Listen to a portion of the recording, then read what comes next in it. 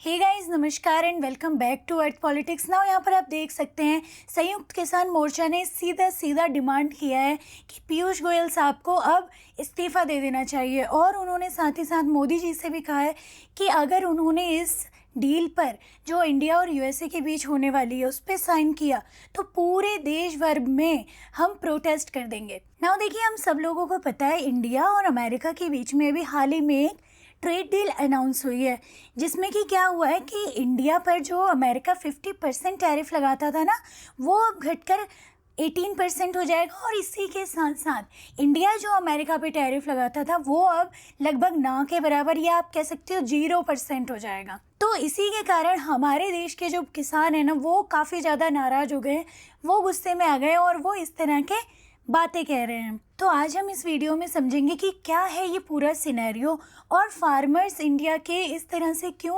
Protest कर रहे हैं, क्या है उनकी मांगे और उस पर इंडियन गवर्नमेंट का क्या रुख है। पूरी चीज़ें डिटेल में समझते हैं। तो आइए शुरू करते हैं। तो देखिए, यहाँ पे सबसे बड़ा क्वेश्चन ये आता है कि हमारे जो किसान हैं वो गुस्सा क्यों हैं। तो देखिए, जो संयुक्त किसान मोर्चा है ना, उनका ये कहना है कि इस डील के द्वारा इंडियन गवर्नमेंट ने पूरी तरह से खुद को सरेंडर कर दिया है और इसके कारण क्या होगा, जो इंडियन फार्मर्स हैं वो एक तरह से डिस्ट्रॉय हो जाएंगे। और देखिए, उन्होंने इसी के साथ साथ ये डिमांड भी की है कि जो कॉमर्स मिनिस्टर पीयूष गोयल साहब हैं उन्हें यहाँ पर रिज़ाइन दे देना चाहिए। क्यों? क्योंकि वो किसानों की प्रॉब्लम्स को सॉल्व नहीं कर पा रहे हैं। इसी के साथ साथ किसानों ने साफ तौर पे वार्निंग दी है कि अगर कल की डेट में ये डील साइन होती है तो फिर नेशनल वाइड प्रोटेस्ट किए जाएंगे। यहाँ पर आप देख भी सकते हो, एक आर्टिकल है उसमें लिखा है कि देखिए, संयुक्त किसान मोर्चा ने दावा किया है कि ट्रेड डील से अमेरिका को भारतीय बाज़ारों में ज़्यादा सब्सिडी वाले जो कृषि उत्पाद है ना, उन्हें लाने की अनुमति मिल जाएगी।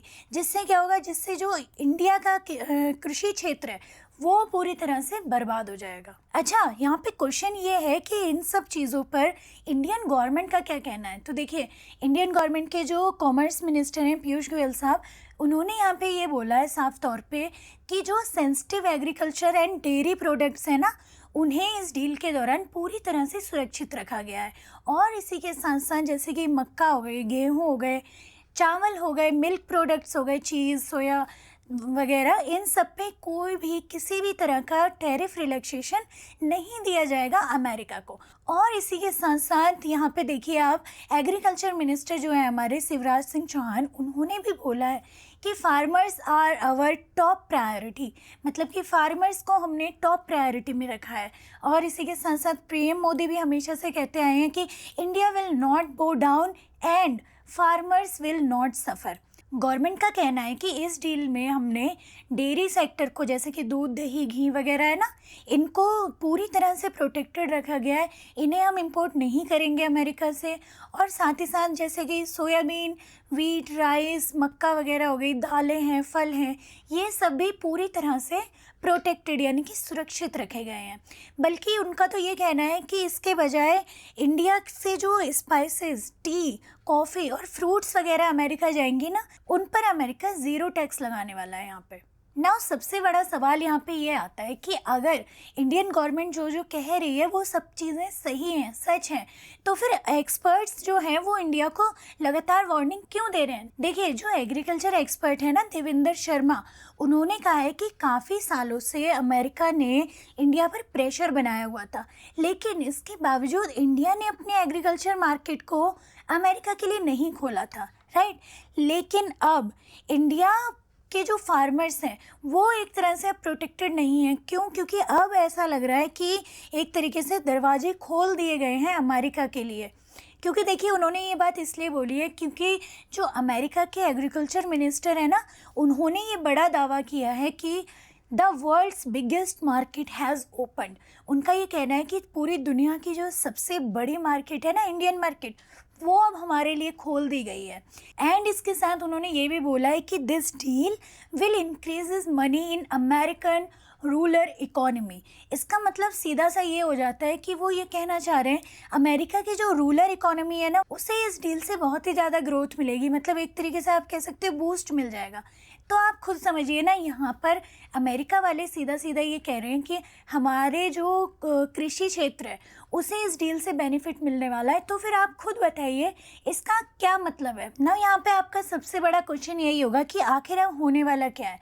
देखिए, जो एसकेएम है ना, संयुक्त किसान मोर्चा, उसके जो मेन ऑब्जेक्शंस हैं वो क्या है। देखिए, उन्होंने ये बोला है कि जो मक्का और सोयाबीन जैसी फसलें हैं ना, वो एनिमल फीड के रूप में अब इंडिया आएंगे अमेरिका द्वारा। मतलब अमेरिका की कंपनीज़ का जो है वो पूरा का पूरा कंट्रोल हो जाएगा इंडियन मार्केट्स पे। क्योंकि देखिए, हम सबको पता है कि अमेरिका में क्या होता है ना, अपने किसानों को ज़्यादा सब्सिडी देता है अमेरिका, जिसके कारण, और इसके साथ साथ क्या होता है, अमेरिका का जो किसानों का एरिया है, खेती करने का जो उनका क्षेत्र है, वो इंडियन किसानों के मुकाबले बहुत ज़्यादा होता है, जिसकी वजह से वहाँ पे बहुत ही चीप खेती की जाती है। जैसे गेहूँ हो गए, मक्का हो गई, वहाँ की मुख्य फसलें हैं ये। अगर ये चीज़ें हम इंपोर्ट करने लगेंगे अमेरिका से, तो इंडियन फार्मर्स तो एक तरह से बर्बाद हो जाएंगे, राइट। और इसके साथ साथ जो जीएम फूड और जीएम सीड्स होते हैं ना, वो भी एक तरह से फसलों को और सॉइल को पूरी तरह से बर्बाद कर देंगे। तो सीधा सीधा ये जो ट्रेड डील है, ये फेयर बिल्कुल भी नहीं है, क्योंकि अमेरिका इंडिया पे लगाएगा 18% चार्ज और इंडिया लगाएगा 0% टैरिफ, राइट। तो जो इंडियन एग्रीकल्चर मार्केट होगा वो पूरी तरह से, आप ये कह सकते हो कि अमेरिकन मल्टीनेशनल कंपनीज के एक ट्रैप में फंस जाएगा।